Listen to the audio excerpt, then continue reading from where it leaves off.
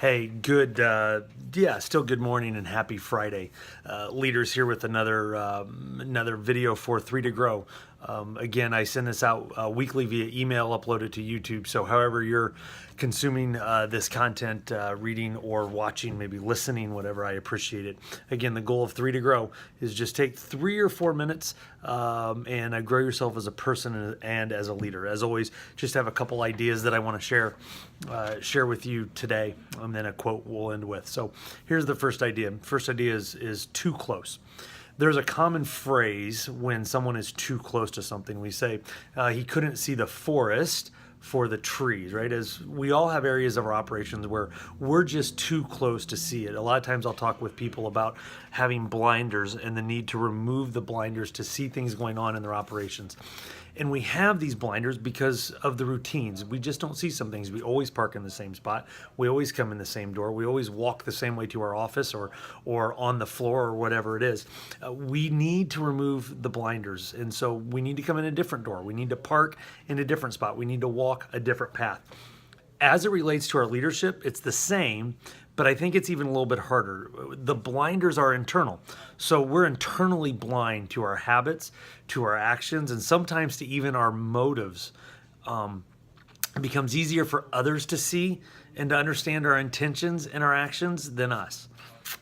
This is where we really need to ask for feedback. We need input from those around us. We need to allow people to speak truth to us, to be honest and to be candid with us. We have to be willing to allow others to express what they're seeing, and then we really need to listen, evaluate, and make the decisions on that. A few weeks ago in the Three to Grow, I challenged you all to ask the people you lead a question, and that question was, what do I do that really bugs you?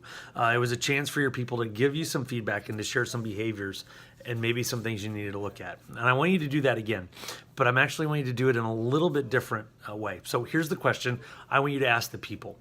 What is the one thing I can do better in 2018 to lead you? What is the one thing I can do better in 2018 to lead you?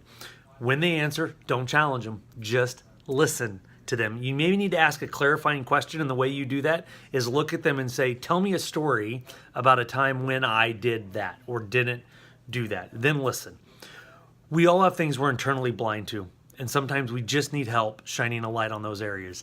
Today is a great day to do that. Yes, today is a great day to do that. Here's the second idea. Let's go. Earlier this week, I had the privilege of attending the Barry Waymiller Leadership Institute in St. Louis. Spent a couple days out there going through their Think Like a Leader program. It was really, really good, really challenging. I came away encouraged about the things that we're doing with leaders, that I'm doing with leaders, but also came away having grown as a leader myself. I love coaching.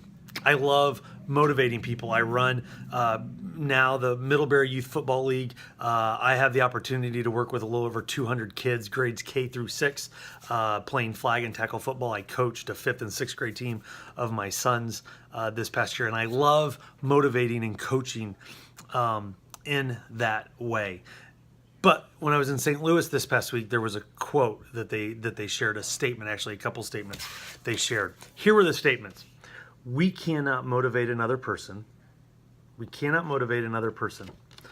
We can only create the environment where they can motivate themselves. We can only create the environment where they can motivate themselves. Now, when I first heard that, I wanted to challenge. I wanted to push back. But as I thought about it more, I realized how true it is. And those two statements lead us to ask another question. What kind of environment am I creating? Fear is an environment.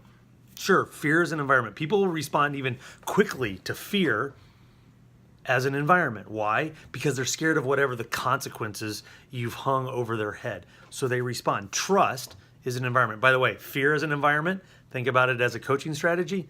Think about Bobby Knight. Trust is an environment. Trust is an environment. People will respond to trust. Sometimes they don't respond as quickly because maybe they've been hurt before, because maybe it just takes a little longer for them to trust somebody. But trust is an environment that can get people to motivate themselves and respond. Think of trust as a coaching strategy. Think of John Wooden. Now, There are dozens of others. There are lots of things that go into creating an environment. So let me ask you again, what kind of environment are you creating? Now, quote of the week. It comes from the book I've been going through, The Next Generation Leader. Here's the quote. It actually comes from a guy by the name of Charlie Renfro. And it says, the best thing you can do sometimes is to open up the cage and face the 500-pound gorilla. The best thing you can do sometimes is open up the cage and face the 500-pound gorilla. I feel like that's what we have to do as leaders, especially when we're looking at ourselves. It's this 500-pound gorilla that we just don't want to deal with, but sometimes we really need to just open up the cage and do that. Leaders, you make a difference every day. That difference can be for good or for bad. The choice is yours, but I thank you for all that you do and the way you impact positively the people that you lead. Remember, think differently, lead courageously, and live passionately, and have a great Friday.